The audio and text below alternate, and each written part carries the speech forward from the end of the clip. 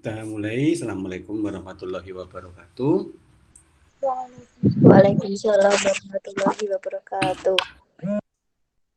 Oke, alhamdulillah pada malam hari ini kita bisa berjumpa kembali melanjutkan materi kuliah kita yang tertunda.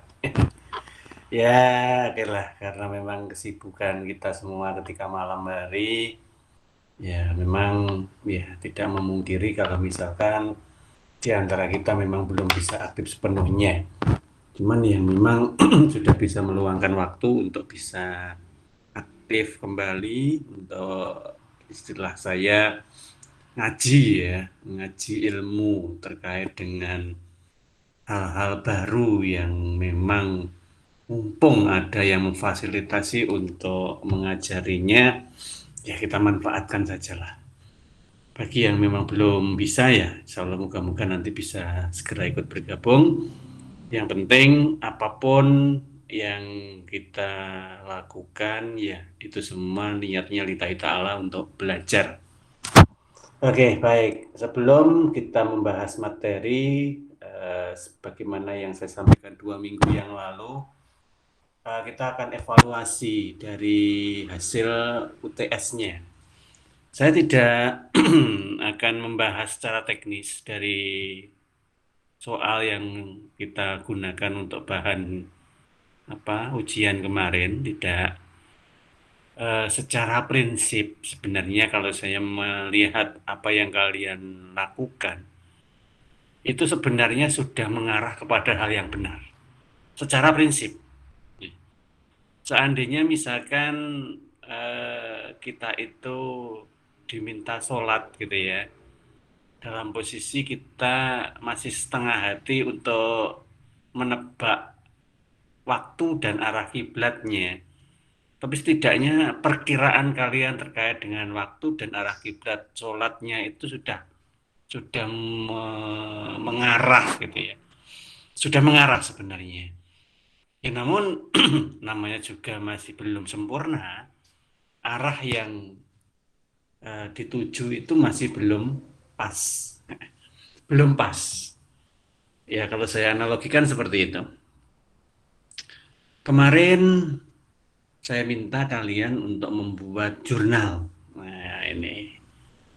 Jurnal itu dimulai dari logika berpikir, bukan ngapalkan loh ya. Logika berpikir hubungan antar rekening kemarin itu. Kita sudah pelajari itu.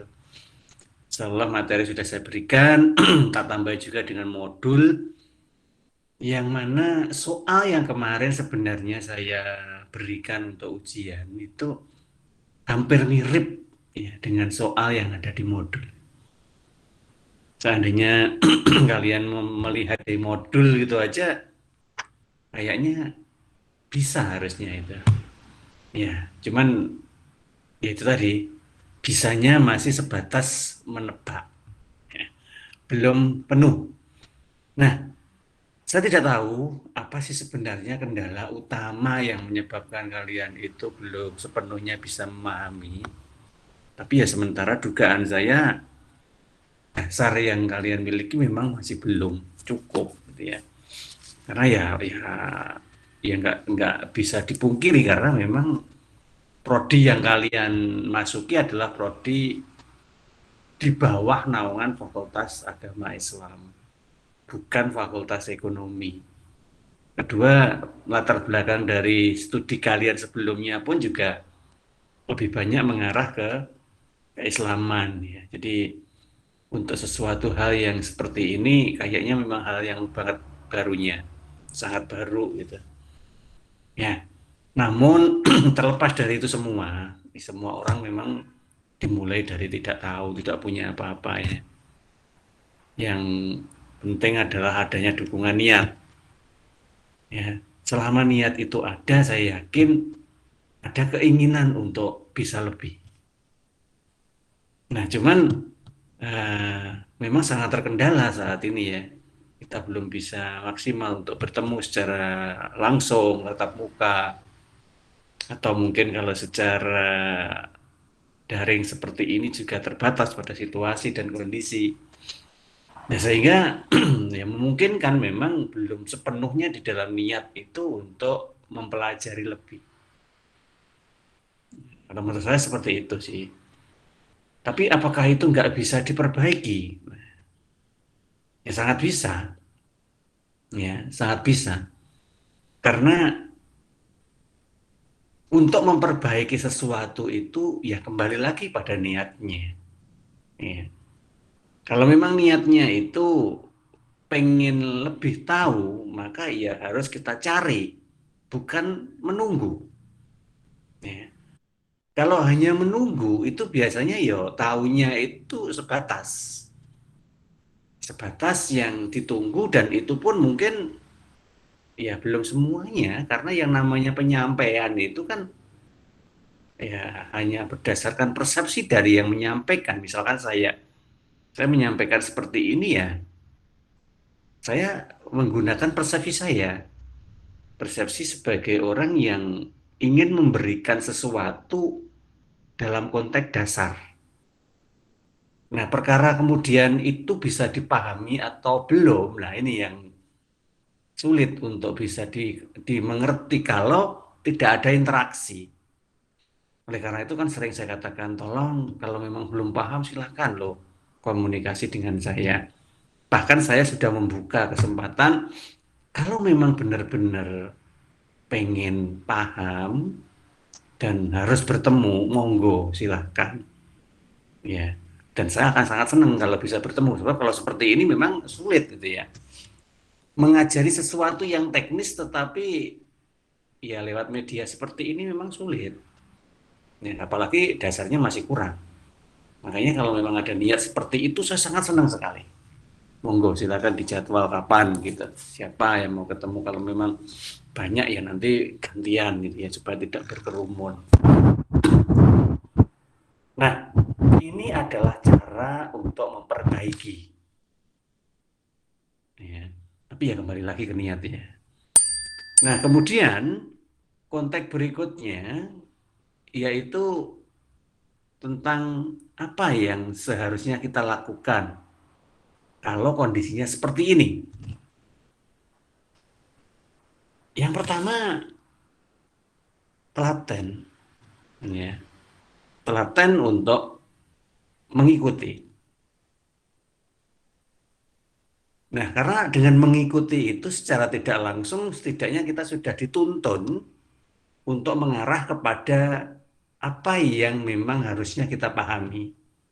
Perkara nanti paham atau tidak nanti urusan belakangan. Yang penting kita niat untuk mencoba melakukan, ya. Niat untuk mencoba melakukan. Saya contohkan, misalkan kemarin evaluasi saya masih banyak yang lemah dalam proses penjurnalan. Ya, silakan dibatin sendiri-sendiri. Saya iya enggak? Kalau iya, ya memang harus diperbaiki. Kalau enggak, ya syukur, alhamdulillah gitu ya. Kalau memang perlu diperbaiki, gimana caranya? Ya balik lagi, nggak ada jalan lain. Balik lagi untuk mencoba mempelajari materi awal. Ya, baik itu di slide yang saya sampaikan kemarin untuk apa menebak hubungannya apa itu ya, apa yang bertambah, apa yang berkurang, apa yang bertambah, apa yang bertambah. Itu balik lagi ke sana ya. Kemudian setelah itu mencoba mengingat kembali atau kalau nggak ingat ya dibaca nggak apa-apa ditulis begitu hukum debit kredit ya debit itu di mana posisinya ketika dinyatakan bertambah atau sebaliknya ketika transaksinya itu menambah kemudian dicatat di debit itu pada transaksi di bagian apa yang kemarin di bagian aktiva ya semua transaksi di bagian aktiva kalau dia menambah maka telah di debit kalau mengurang telah di kredit. Nah, apa kalau begitu yang dibutuhkan? Yang dibutuhkan adalah hafal. Nah ini kalau ini memang harus hafal ya. Apa aja sih isi aktiva? Nah ini harus hafal. Nah, mumpung yang kita pelajari masih sederhana, ya nggak apa-apa. Yang penting tahu walaupun sederhana ya. Kalau akuntansi yang ya nggak sesederhana itu kan hanya dasar ya. Yang asli ya kompleks banget. Tapi ya nggak usah sampai ke sana dulu lah. Kita pahami yang dasar-dasar dulu. Evaluasi pertama terkait dengan jurnal, caranya adalah mencoba membaca kembali proses ketika kita mengakui sebuah transaksi. Ya, ketika terjadi transaksi, misalkan terjadi pembelian tunai, misalkan sebesar 10 juta. Oh, kita beli. Kalau beli itu pakai apa? Uang kas. Oke. Berarti kalau dipakai pembeli uang kasnya gimana? Oh, berkurang. Terus kita beli apa tadi? Katakanlah beli persediaan. Nah, kalau beli persediaan, maka persediaannya jadi apa? Jadi bertambah. Nah, sekarang kas dan persediaan sudah kelihatan. Kas berkurang, persediaan bertambah. Nah, kalau kas dan persediaan itu ada di mana? Oh, itu ada di aktiva. Nah, kalau begitu, kalau kasnya tadi berkurang, ditulis di dalam kredit, persediaannya bertambah, ditulis di dalam kredit. Debit, berarti debitnya persediaan, kreditnya adalah kas. Nah, seperti itu misalnya. Itu sudah saya tuliskan di slide dan di modul. Nah, dan yang lain juga sama gitu ya. Yang lain sama. Jadi itu dulu ya. Karena akuntansi itu step by step bertahap, maka sebenarnya sulit kita itu melanjutkan tahapan prosesnya kalau proses sebelumnya itu masih belum sepenuhnya kita pahami. Tapi ya apa boleh buat, namanya kuliah kan materinya harus terus berjalan gitu ya. Jadi tuntutan dari kurikulum memang mengharuskan materi ini tersampaikan. Kalau nanti kita hanya berhenti pada satu sisi menunggu sampai ngerti, nah ini yang repot. Ya ini yang repot. Nah, harusnya untuk lebih ngerti ya dipertajam di luar waktu perkuliahan. Makanya tadi saya sampaikan, saya membuka diri, membuka waktu untuk bertemu. Kalau misalkan harus belajar mempertajam kondisi. Nah, seperti itu. Nah, itu masalah yang pertama, yaitu jurnal. Kemudian di soal kemarin, saya minta untuk sampai ke buku besar juga. Nah, di sini ya semakin kacau jika pada posisi jurnal aja udah bingung gitu ya. Karena jurnal dan buku besar itu harus nyambung. Ya, nyambungnya di mana? Oke, saya ulang lagi. Ketika tadi kita menjurnal, maka dari serangkaian jurnal yang ada, kita bisa melihat mana yang ada di debit, mana yang ada di kredit. Itu yang pertama.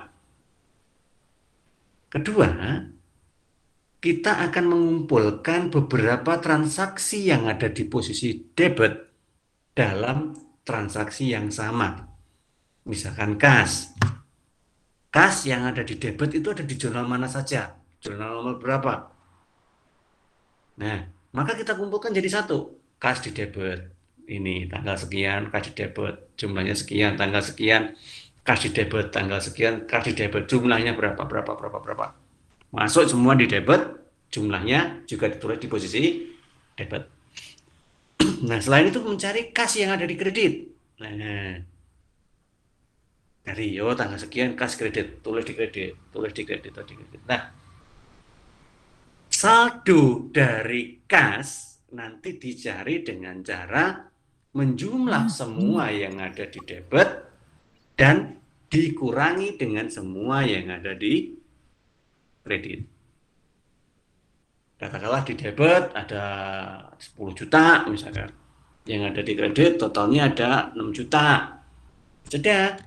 Berarti debit dikurangi kredit. Ketemu 4 juta misalkan begitu. Maka saldo kas adalah 4 juta. Nah, itu semua sudah menjadi buku besar kas. Nah, di piutang juga begitu, sama. Ya, mana piutang?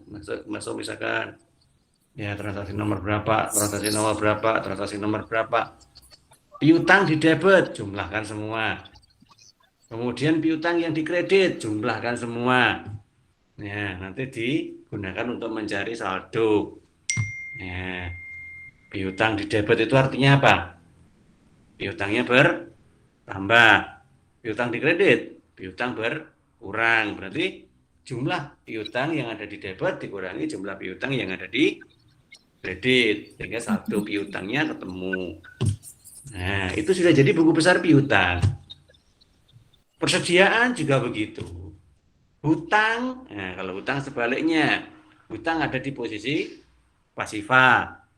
Ya, kalau pasifa itu kebalikan dari aktiva. Kalau aktiva tadi debit dikurangi kredit, kalau di pasifa dibalik.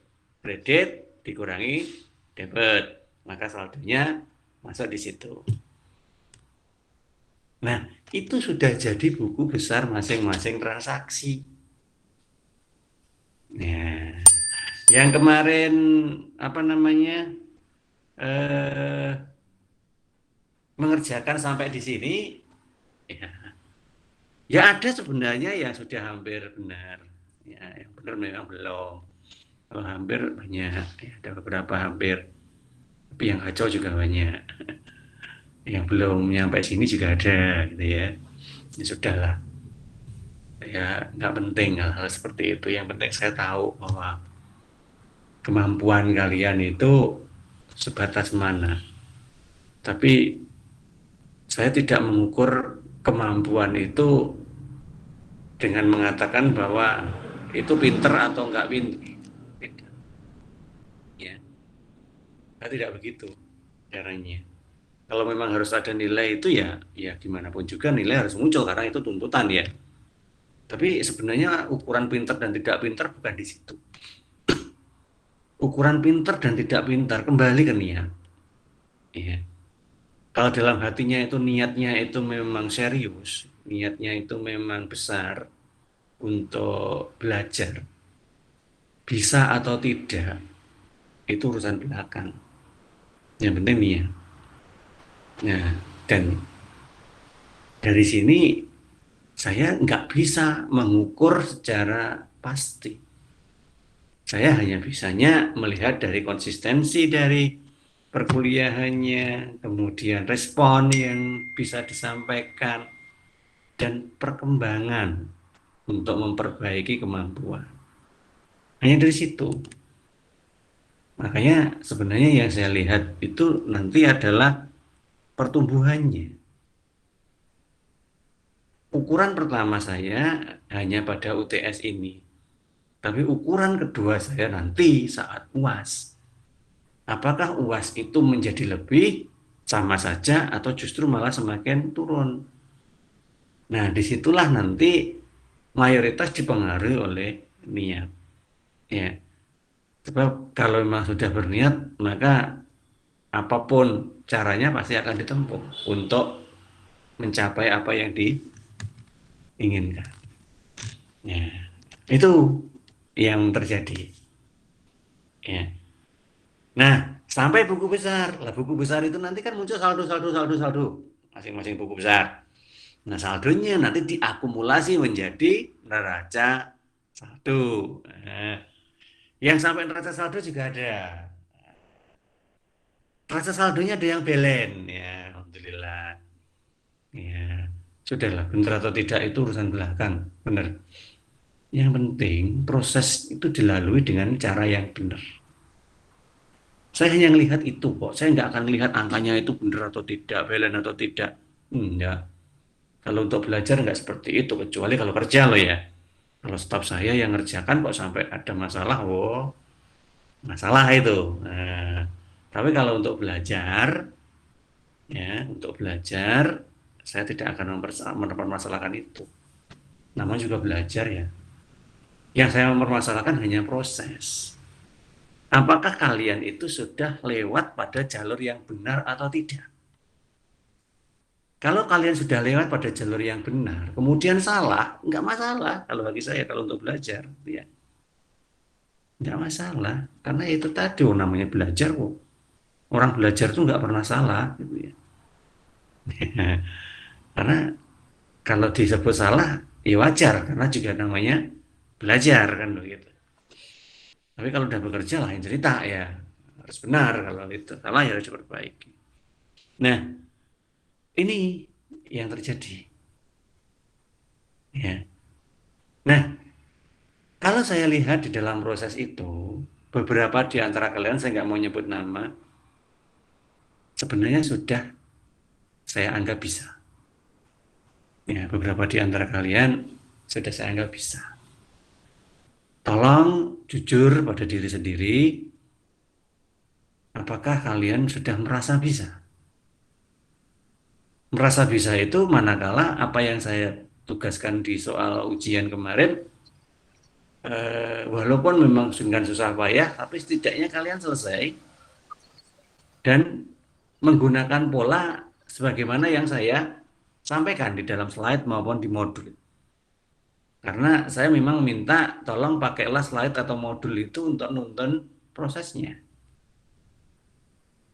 Nah, bagi yang sekarang kelihatan itu ya dari soalnya, bagi yang memang sudah kelihatan bisa itu ada. Nah, saya nggak mau nyebut nama ya. Ada berapa? Tolong itu dipertajam bagi yang sudah mulai bisa itu. Ya. Terus kemudian, ya, karena kita semua bareng ya, eh, membantu lah ya, membantu teman yang lain yang memang masih kesulitan. Mungkin kalau koordinasi sesama teman lebih mudah, lebih enak ya, lebih nggak sungkan mungkin begitu. Pada saya itu paling nggak seneng kalau ada sungkan-sungkanan ketika belajar itu ya. Kalau belajar itu nggak boleh sungkan-sungkan ya. Nah, kalau memang seperti itu nggak apa-apa, bantu aja dulu teman-temannya. Nah, syukur kalau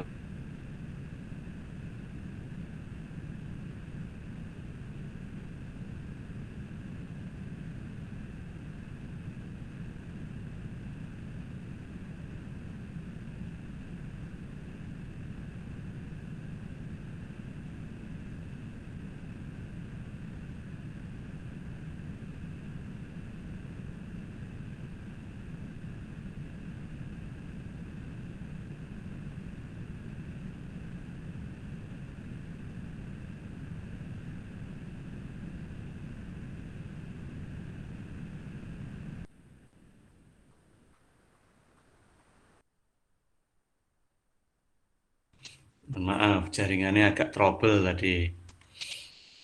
Nah, disinilah pentingnya kita itu belajar ya semuanya. Supaya apa? Supaya masing-masing step itu kita bisa pahami. Nah, apapun yang kalian rasakan untuk pemahamannya, ya, karena saya sudah sampaikan bahwa malam ini kita harus lanjut materinya, maka ya kita harus melanjutkan materi ini ke progres berikutnya, step berikutnya. Step berikutnya di dalam laporan keuangan adalah membuat neraca lajur. Ya. Step berikutnya membuat neraca lajur. 2 minggu yang lalu saya sudah share materinya di grup terkait dengan neraca lajur dalam bentuk PPT ya, PowerPoint. Sedangkan kalau modulnya pakai aja modul yang kemarin itu, karena itu sampai selesai nanti modulnya tetap. Ya. Pakai 2 materi itu ya, di PPT maupun di modul. Oke, kita pakai modul dulu aja. Ya. Bagi yang modulnya sudah dicetak, alhamdulillah, jadi gampang untuk dipelajari. Ya. Apa sih neraca lajur itu? Neraca lajur itu bahasa aslinya worksheet, ya. Worksheet itu lembar kerja. Yaitu lembaran yang digunakan untuk merekap semua transaksi itu menjadi satu kesatuan. Yang nanti disusun dalam bentuk kolom-kolom. Ya, di mana di dalam kolom itu nanti ada nama perkiraan, ada neraca saldo, ada penyesuaian, ada neraca setelah disesuaikan, ada hitungan laba rugi, dan yang terakhir jadi neraca. Contohnya seperti ini. Ini kita pakai data yang ada di modul ya. Karena data yang kemarin di modul itu, di pelatihan itu terus nyambung gitu nanti. Jadi soalnya satu yang ada di pelatihan kemarin yang kita pakai untuk latihan jurnal, latihan buku besar, latihan neraca saldo. Nah, Terus itu nanti berlanjut sampai ke laporan keuangan. Ya.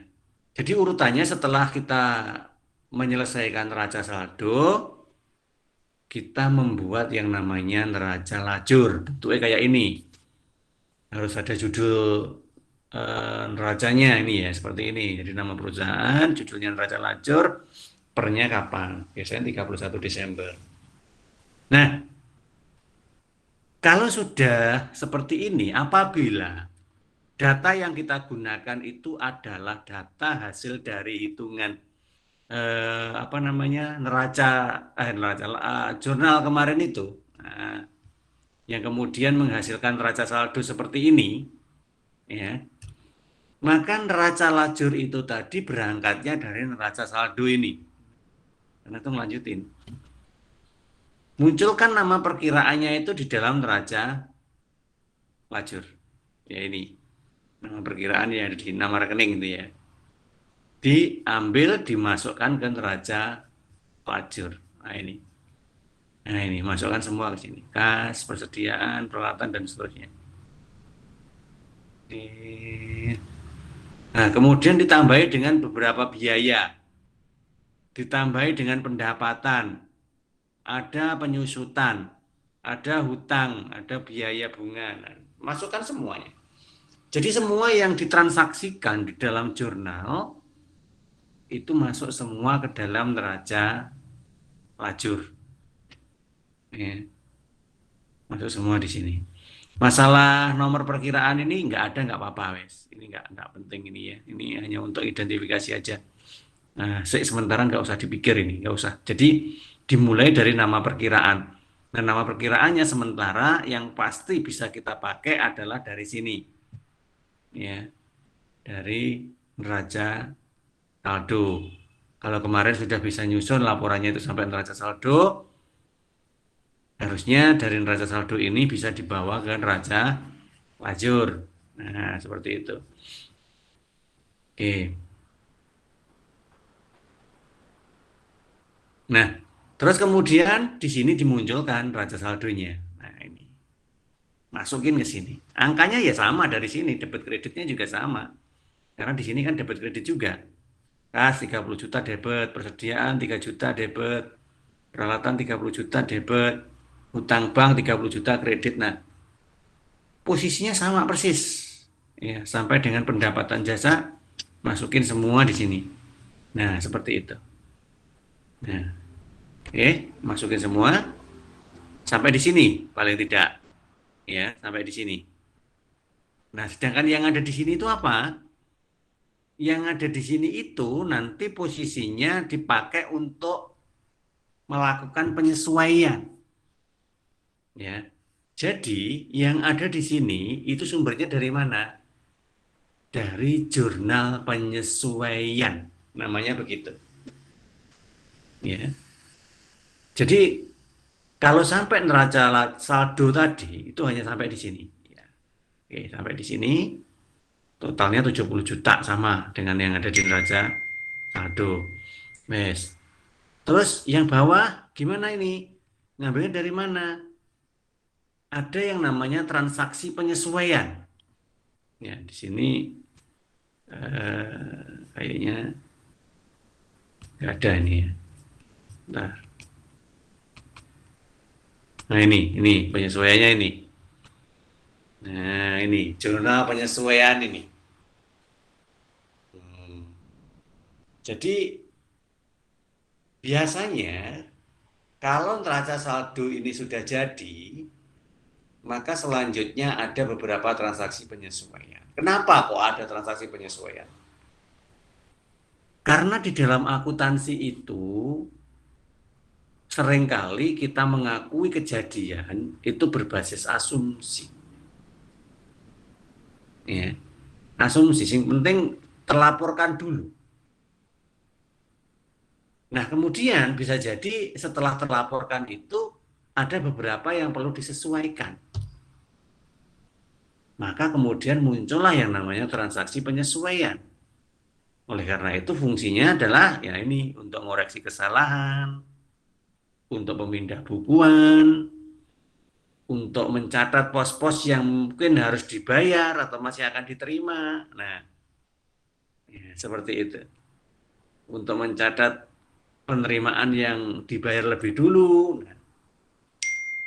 dan seterusnya. Sehingga di situ perlu yang namanya penyesuaian. Nah, penyesuaian inilah nanti yang dipakai untuk membentuk jurnal penyesuaian. Misal, ya kalau di modul ya, ada transaksi penyesuaian seperti ini, ada beban dibayar di muka. Pada transaksi nomor 2, oke, nanti bisa dilihat ya transaksi nomor 2, perlu dilakukan penyesuaian karena biaya sewa yang sudah dibayarkan untuk beban 1 tahun. Ya, jadi pada transaksi nomor 2 itu kan mengakui biaya sewanya itu untuk 1 tahun langsung. Ya.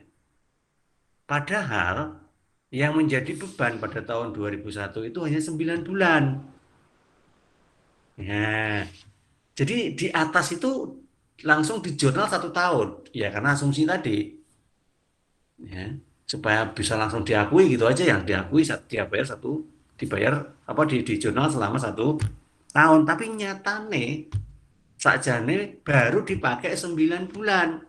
Belum 1 tahun pemakaian sewanya itu. Nah, karena baru dipakai 9 bulan, ya nggak boleh no kita akui 1 tahun. Berarti harus disesuaikan. 1 tahun tadi kan bayarnya 6 juta. Kan?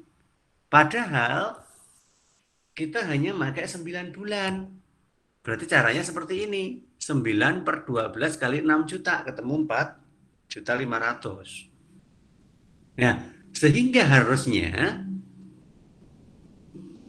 yang kita bisa akui adalah ini apa namanya jumlah yang belum digunakan. Nah, kalau yang sudah ya sudah selesai, paham nggak? Jadi tadi kan di awal diakui 6 juta nih, ya, tapi untuk 1 tahun.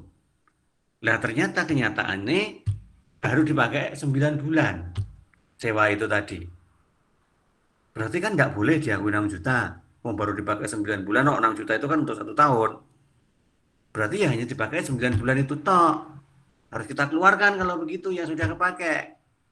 Berapa yang sudah kepakai? Ternyata 4,5. 9 per 12 kali 6 juta ketemu 4,5. Berarti 4,5 sudah kepakai nih. Harus keluar. Sehingga yang kita akui adalah sisanya sebesar 3 bulan. Berarti 1.500.000. Nah, sehingga yang di jurnal adalah sisanya ini. Biaya sewa dibayar di muka, debit, kreditnya adalah biaya sewa. Ya. Nah, ini jadi jurnal.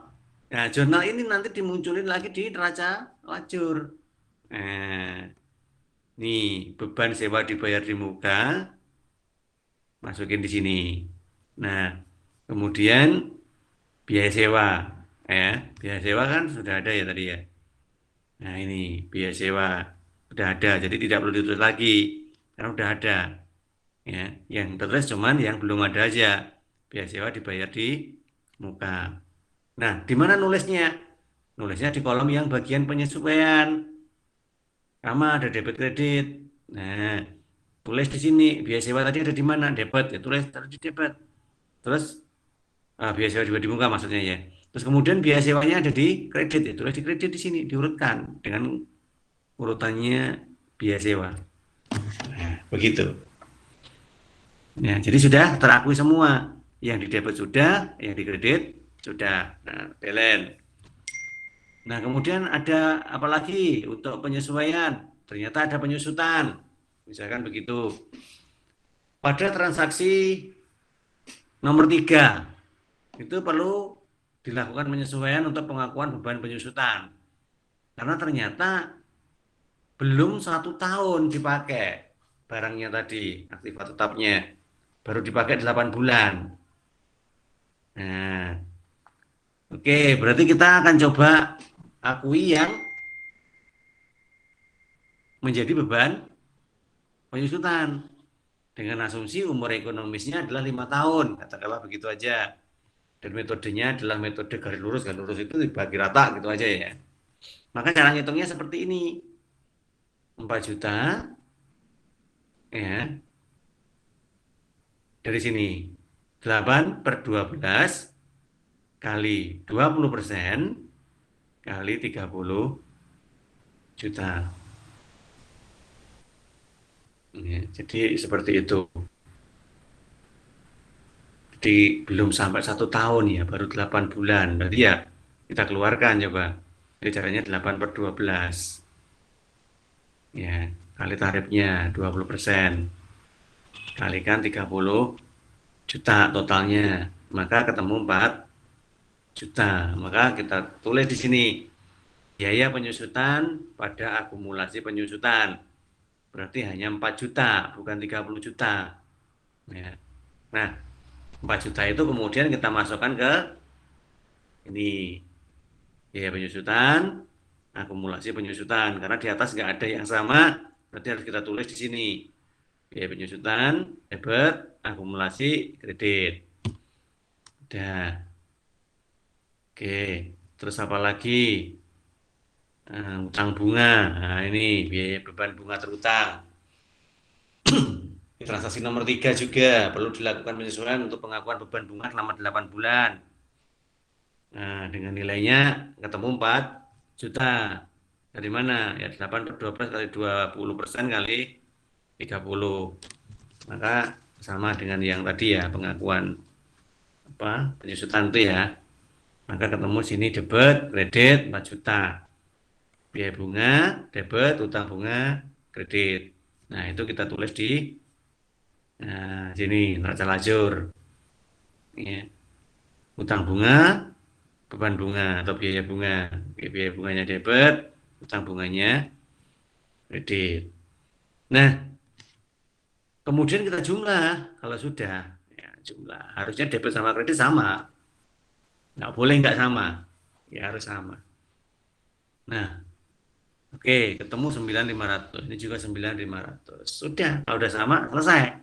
Sampai dengan penyesuaian.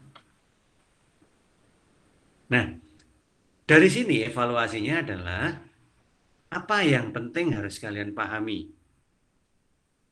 Satu, jelas. Runtutan proses sebelumnya. Ya. Runtutan proses sebelumnya harus paham. Kalau depan bingung, yakin deh sampai di sini semakin bingung gitu ya.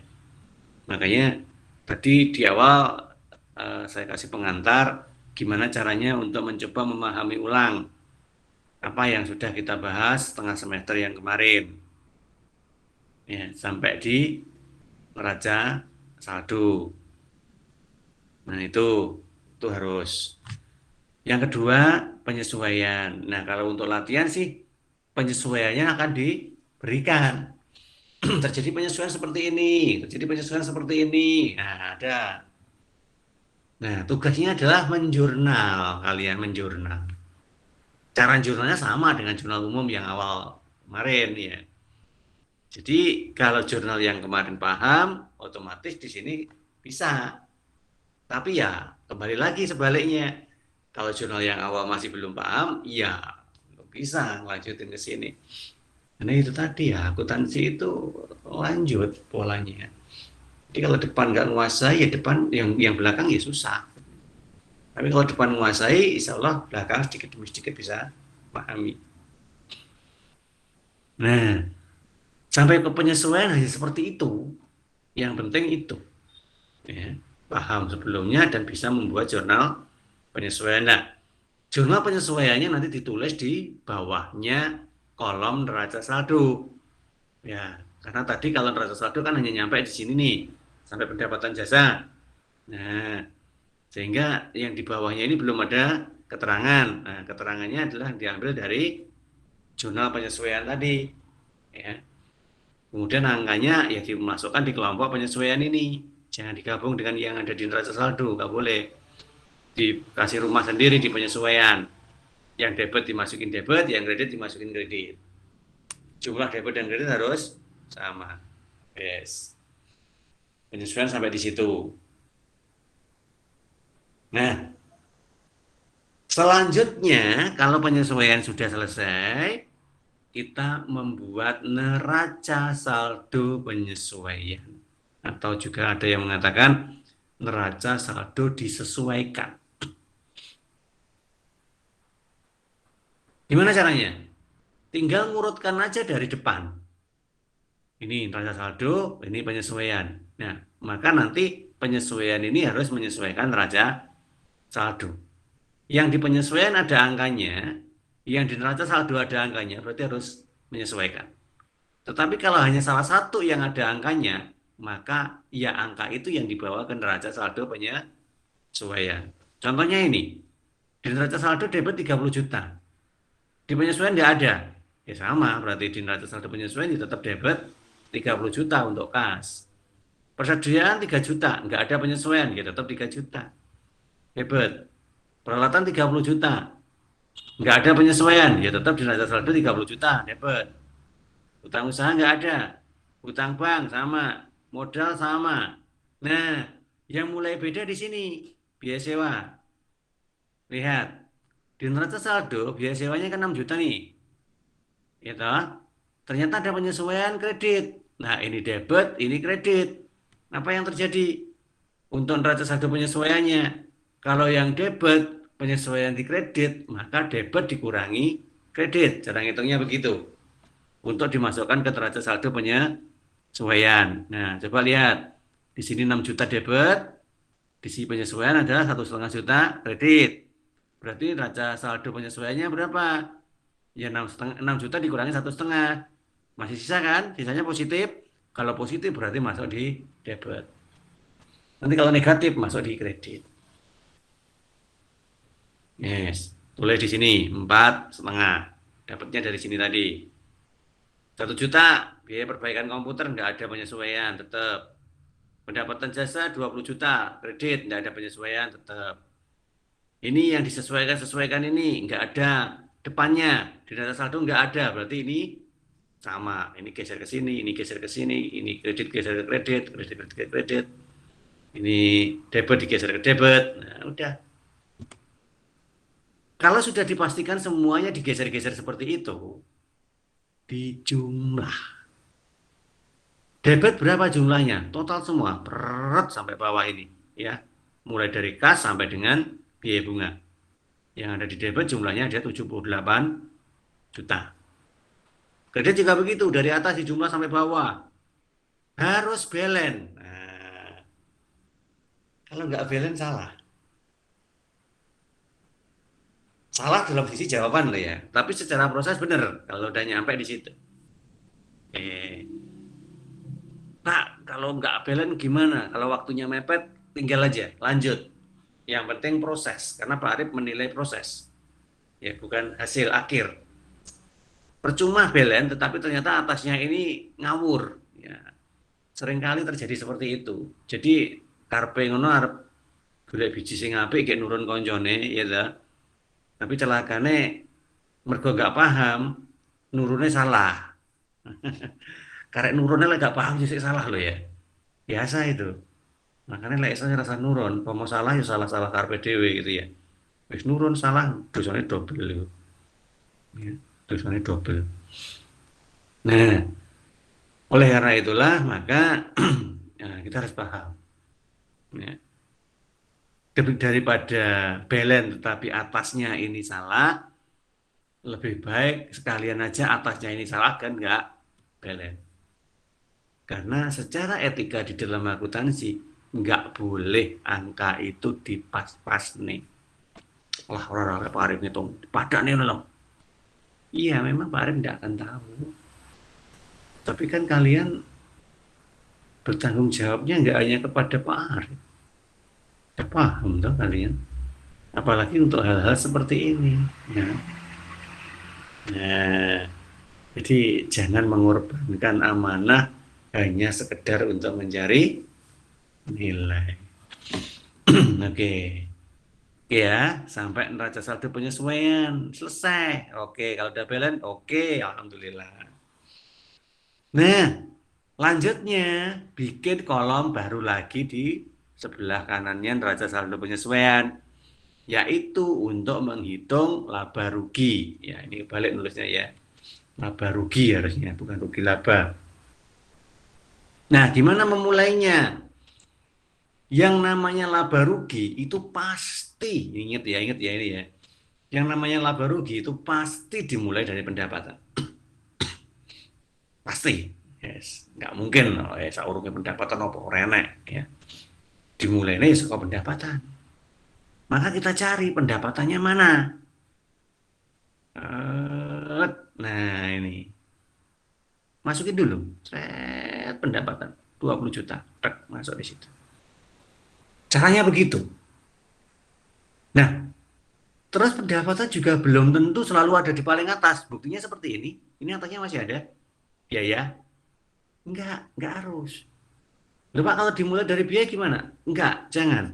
Nanti kacau. Kalau sudah paham besok pinter nggak apa-apa. Tapi kalau untuk belajar, selalu mulailah untuk melihat atau membuat perhitungan laba rugi itu dari pendapatan dulu. Cari pendapatan mana?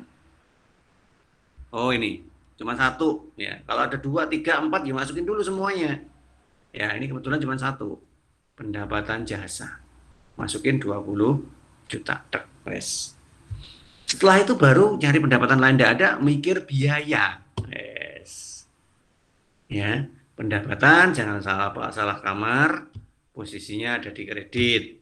Ya, sedangkan kalau biaya posisinya ada di debit. Yes. Kok bisa begitu? Coba pikiran pakai hukum debit dan kredit. Udah, tak jelaskan itu. Sekarang tarik dari biaya. Mana biaya yang paling atas? Nah, gitu caranya. Nyari biaya yang paling atas, biaya sewa. Ngambilnya dari mana? Dari neraca saldo penyesuaian. Karena ini yang terakhir yang sudah disesuaikan tadi. Nggak boleh ngambil dari depan loh ya. Nggak boleh. Ngambilnya dari neraca saldo penyesuaian. Kan udah ada penyesuaian di sini tadi. Oke, 4,5. Geret. Debit, ya taruh di debit. 4,5. Biaya apa lagi? Bawahnya perbaikan komputer 1 juta. Masukin. Biaya apa lagi? Oh, ini biaya penjusutan masuk nggak? Di dalam laba rugi, kok biaya penjusutan? Biaya sewa dibayar di muka ya? Di dalam laba rugi, biaya sewa dibayar di muka tidak diakui. Kenapa? Karena di dalam laba rugi yang diakui sebagai biaya itu hanya transaksi yang memang sudah jelas statusnya menjadi biaya. Pendapatan juga begitu. Hanya mengakui pendapatan yang statusnya sudah jelas menjadi pendapatan. Kalau masih di muka, masih akan diterima, seperti itu nggak boleh diakui. Karena itu memang belum pasti, belum jelas menerimanya. Maka yang boleh kita akui hanya yang jelas-jelas saja. Mana lagi yang jelas? Biaya penyusutan, jelas, bisa kita akui. Nah, akumulasi diakui enggak? Enggak. Yang diakui hanya biaya saja. Ya, hanya biaya saja. Kalau akumulasinya enggak diakui. Akumulasi itu hanya dipakai untuk dilaporkan di neraca nanti. Ya. Oke, makanya munculnya nanti ada di neraca seperti ini. Oke, biaya penjusutan. Apalagi? Oh, muncul biaya bunga. Oke, diakui. Biaya bunga di mana? Debit. Oh, di debit. Hutang bunga diakui enggak? Ya, hutang kan ngakuinya di neraca. Ya, jadi jangan sampai salah kamar ya. Laba rugi itu hanya mengakui pendapatan dan biaya. Ini basic ya. Karena ini bicara basic ya itu aja dulu. Hanya mengakui pendapatan dan biaya. Pendapatan yang sudah jelas pasti dan biaya juga yang sudah jelas pasti. Kalau yang nggak pasti, mending tidak diakui. Nah, oke, kalau sudah masuk semua, Pak. Oke, dijumlah lagi. Debitnya berapa, kreditnya berapa. Di posisi ini memang harusnya tidak balance. Kalau di posisi ini balance, celoko malah. Ya. Harusnya nggak balance. Kenapa kok harusnya nggak balance? Jelas dong, kredit itu harusnya lebih tinggi daripada debit. Karena di dalam kredit itu adalah dari sisi pendapatan. Lah kalau kredit dan debitnya balance berarti kan pendapatan dengan belanjanya sama. Kok iso? Kan pertanyaannya kan begitu. Kok iso? Kan tidak mungkin. Kok iso sama? Nah, aneh kan? Lek sama. Normalnya kredit harus lebih tinggi daripada debit. Seperti ini. Kreditnya 20 juta, debitnya 13.500. Nah, pembelannya itu gimana? Karena namanya ini kan juga harus balance juga. Maka harus ditambahkan di posisi yang kurang ini supaya balance. Kreditnya 20 juta, debitnya 13.500, maka kekurangannya 6.500. Tambahkan di bawahnya 13.500. Sehingga 13.500 ditambah 6.500 ketemu 20 juta. Ini diambil ke bawah juga ketemu 20 juta. Nah, 6.500.000 ini kita akui karena di posisi debit, dia adalah laba bersih. Kalau situasinya terbalik, Pak, misalkan 20 jutanya di sini, misalkan ya, di debit, terus 13.500-nya di kredit. Ya, hitungannya kan kalau di posisi posisi ini kan kredit dikurangi debit. Jadi kan 13.500.000 dikurangi 20 juta kan minus. Nah, kalau minus berarti adalah rugi bersih. Yang posisinya ada di kredit. Nah, begitu ya. Nah, sehingga nanti kalau seperti ini kejadiannya dijumlahkan sama jumlahnya PLN 20 juta. Nah, tinggal satu lagi yaitu neraca. Gampangane ngomong untuk memasukkan ke neraca itu adalah isi dari neraca saldo penyesuaian yang tidak diakui dalam perhitungan laba rugi. Ngono. Gampangannya seperti itu aja. Jadi isi dari neraca saldo penyesuaian ini yang tidak diakui di dalam kelompok laba rugi masuk di dalam neraca. Karena paling akhir kan karek turane ya. Jadi ya endi sing ora dilebokne laba rugi berarti masuk neraca. Kas, persediaan, peralatan. Nah, dan lagian ketika bicara tentang isi neraca, ya kalian harus realistis. Apa sih sebenarnya isi dari neraca itu? Nah, kas jelas, persediaan jelas, peralatan jelas. Oke, itu masuk di aktiva. Kemudian apalagi yang masuk di aktiva yang belum diakui di dalam ini tadi biaya sewa dibayar di muka nggak boleh diakui untuk perhitungan biaya, maka dia masuk di dalam neraca. Oke, selesai. Semua posisi debit sudah diakui di sini. Jumlahkan ketemu 64.500. Sekarang kreditnya dari sini tarik. Ini kosong 30, 20. Mana lagi? Ini. Nah, ini kan sudah diakui di dalam laba rugi, berarti tidak boleh diakui di sini. Nah, terus kemudian 1.500.000. Oke, di sini belum diakui, tarik ke sini debit. Mana lagi? 4 juta ini akumulasi penyusutan. Tarik ke sini kredit. Hutang bunga, tarik ke sini kredit. Nah, wes. Ora urut gak apa-apa sih. Yang penting benar posisinya. Jumlah kreditnya. Ketemu 58. Memang harusnya nggak belen. Ya, untuk hitungan pertama nggak belen. Jumlah debit dan jumlah kredit harusnya nggak belen. Lebih tinggian mana? Harusnya lebih tinggian debit. Nah, untuk tepatnya, jika laba ini langsung kita pakai untuk pembelian di posisi kredit, maka harusnya jumlahnya langsung belen. Jadi kalau diisi laba di sini kemudian ini malah nggak belen, salah. Tapi ya tadi nggak apa-apa salah kalau untuk belajar. Yang penting proses ini terlalui. Mari sampai itu nanti anunya ya koreksinya ya. Syukur kalau benar. Alhamdulillah. Nah, karena disinilah deg-degan nih biasanya ngitung. Mulai dari sini itu mulai deg-degan nih biasanya. Debit ketemu ngitung kredit, wes deg-degan, belen pora. Begitu nggak belen, nah wes langsung waduh gitu ya. Terus piye? Masuk ke waduh dong. Ya harus diulang lagi, cekan sito-sito di isi mare ora belen. Jangan-jangan beda karo neraca saldo yang di atas tadi. Padahal ini harusnya kan sama 70 juta, ini juga harusnya ngambil dari sini 70 juta, ya kan? Nah ini jumlahnya 70 juta. Nah, lek ning kene salah belen Pak, ya udah nyusun lagi ke atas. Berarti mungkin buku besarnya yang salah. Cara ngambil saldonya di buku besar. Nah, di situ salah lagi ya mungkin ketika jurnal salah, wes. Itu pembukanya. Makanya karena jurnal itu taruh di posisi paling awal, kalau dia salah, yuk ke belakang wes otomatis salah kabeh. Cara untuk mendeteknya ya biasanya mulai dari sini aja udah nggak belen.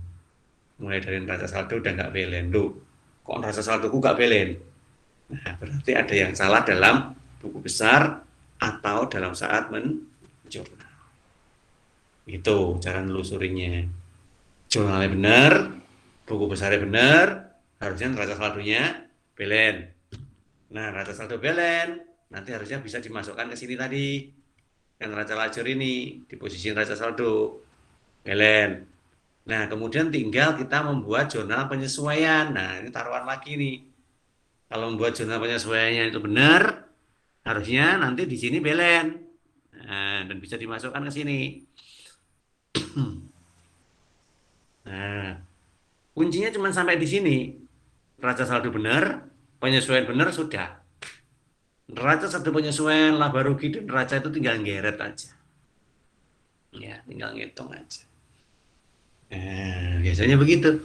Deg-degan lagi. Lah lebih deg-degan lagi nanti begini. Ketika ngitung laba rugi mulainya. Wah ini nggak belen. Oke ya bener memang harusnya nggak belen.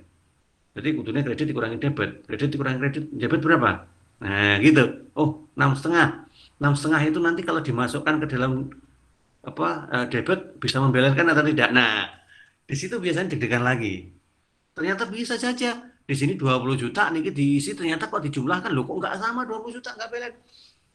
Berarti apa salahnya? Geretnya dari sini tadi, geretnya dari kiri tadi. Ya, mungkin ada yang salah ngitungnya. Ya, harus ditelusuri lagi. Jadi setiap ketidakbelenan itu kalau ada waktu atau dalam kondisi yang real harus ditelusuri balik. Jadi ada yang luput, tadi ada yang salah, kurang teliti atau apa dalam menghitungnya. Di sini seninya akuntansi ya. Makanya kalau untuk latihan ya sudah nggak belen nggak apa-apa sih. Apalagi kalau ngerjakan soal kan ada waktunya. Nggak belen nggak apa-apa, lanjut aja. Karena Pak Arif menilainya di proses, bukan di hasil akhir. Ya. Atau minimal kalau kalian itu memang nurun temennya, ya carian temennya sih ngerti gitu loh ya. Ojo nurun wong sing padha ora ngerti nih. Karena nggak boleh Pak Arif kan proses pokoknya yang tulisannya. Maksudnya proses bukan itu. Ya, maksudnya proses itu memang dikerjakan dengan urut-urutan sesuai pemahamannya. Karena akan sangat kelihatan loh, benar, sangat kelihatan. Mana mahasiswa yang mengerjakan urutan proses itu sesuai dengan pemahamannya, dan mana mahasiswa yang mengerjakan itu karena melihat dari temennya. Apalagi melihat dari beberapa kerjaan temennya. Oh, soalnya kita menang itu. Karena mengkompilasi, ngono, malah bledru kabeh. Sangat kelihatan. Pak Arif sudah hafal ngono-ngono. Jadi bisa dilihat.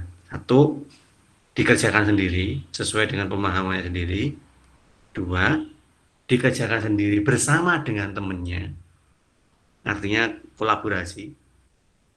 Tiga, dikerjakan sendiri bersama temannya dan mencoba mengkompilasi dari jawaban temannya yang berbeda lagi. True. Ya. Lagian kalau di dalam pekerjaannya nanti nggak boleh seperti itu. Namanya accounting itu ya kerja sendiri. Ya, nggak mungkin accounting itu terus teko-teko konok ini nungkak. Teko itu sebelum mengerjakan, kumpulnya data. Ya, ketika sudah data terkumpul ya kerjakan sendiri. Nggak ada yang ditanya dan memang harusnya nggak bertanya. Ya, sesuai dengan pemahamannya. Ya, ini posisi neraca acur. Wes, malam ini sampai di sini aja. Silakan. Kalau ada yang mau ditanyakan, saya nggak bahas ini ya, nggak bahas di sini lah. Ini kalau menurut saya sih agak ruwet ya. Urut-urutannya agak ruwet dan lagian cuma sedikit. Lebih baik ambil aja yang di modul ya. Pakai modul untuk belajarnya nanti. Karena modul itu mulai dari awal sampai akhir menggunakan soal yang sama, sehingga yang penting adalah prosesnya itu dipahami. Monggo, silakan kalau ada yang mau tanya.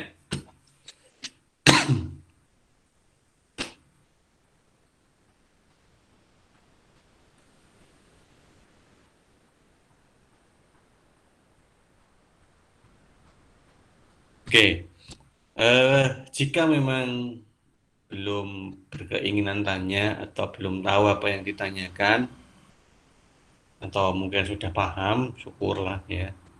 Paham itu nggak harus 100%. 1% pun nggak apa-apa, yang penting nyantol. Tapi ya, progresnya harus terus ditambah ya. Tolong diusahakan untuk pahami. Belajarnya dari modul aja, wes. Biar pena. Urutkan dari atas, ya. Karena materi kita ini tadi sudah nyampein neraca lajur. Nanti belajarnya balik mulai dari awal sebelum jurnal. Mulai belajar memahami, membuat jurnal. Kalau kalian baca itu ngerti, paham oh ya, ini ngene, oh berarti ini ngene, ini ngene, ini ngene. Jadi jurnal. Jurnal kok ditambahi lagi menjadi buku besar. Oh, ngerti sampai buku besar jadi neraca saldo.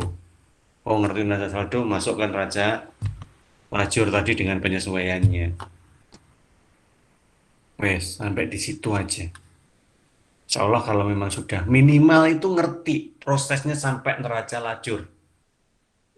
Ya, syukur kalau kemudian kalian coba mengurutkan angkanya, berarti angka ini dari sini, angka ini dari sini, angka ini dari sini. Ya, maka akan lebih mudah lagi itu nanti untuk dipahami.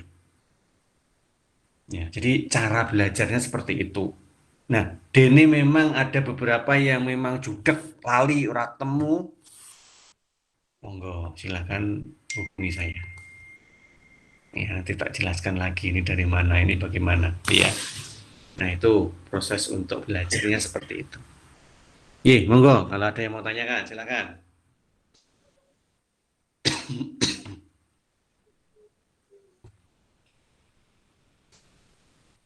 Jangan lupa absen ya, disimtik absennya.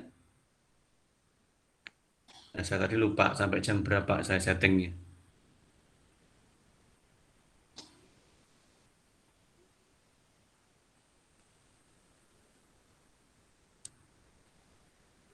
Oke, kalau memang nggak ada yang ditanyakan, ya sudahlah. Ya, coba dipahami dulu aja. Ya. Nanti kalau memang ketemu apa yang memang mau ditanyakan, ya monggo silahkan tanyakan. Yang penting jangan patah semangat untuk belajar. Ya. Mbak Monica tadi sudah underestimate dulu sore-sore. Pak, nggak ada yang respon. Ya sudahlah, doain aja. Yang lain semoga punya kesempatan waktu untuk segera bisa ikut perkuliahannya gitu aja. Ternyata banyak, salah hari ini ada 9 ya sampai saat ini yang gabung, alhamdulillah. Oke, mungkin begitu aja ya yang bisa kita bahas malam hari ini. Sekali lagi, kalau memang ada pertanyaan, monggo ditulis saja daripada lupa. Ya, siapa tahu nanti munculnya pertanyaan bareng sama sholat tahajud. Ya, masuk sholat tahajud mikir akuntansi itu Pak. Ya, siapa tahu karena malaikat itu kan juga akuntan toh. Malaikat di kiri kanan kita itu kan nyatet dan nanti akan ditimbang. Timbangan itu kan neraca. Ya. Siapa tahu Tuhan itu tidak berakuntansi dengan kita. Oh, tidak. Nah, Tuhan itu selalu berhitung. Kalau kita itu laba, ya berarti masuk surga. Tapi kalau kita rugi, ya, ya seperti itulah kira-kira. Oke, baik yang bisa kita bahas hari ini. Terima kasih atas atensinya. Mohon maaf jika memang ada kesalahan yang saya sengaja maupun tidak saya sengaja. Tujuannya semua untuk memberikan informasi supaya kalian bisa lebih dari segalanya. Oke, semoga bermanfaat. Kita tutup dulu. Assalamualaikum warahmatullahi wabarakatuh. Waalaikumsalam Waalaikumsalam warahmatullahi wabarakatuh. warahmatullahi wabarakatuh. Oke, monggo silakan Liv.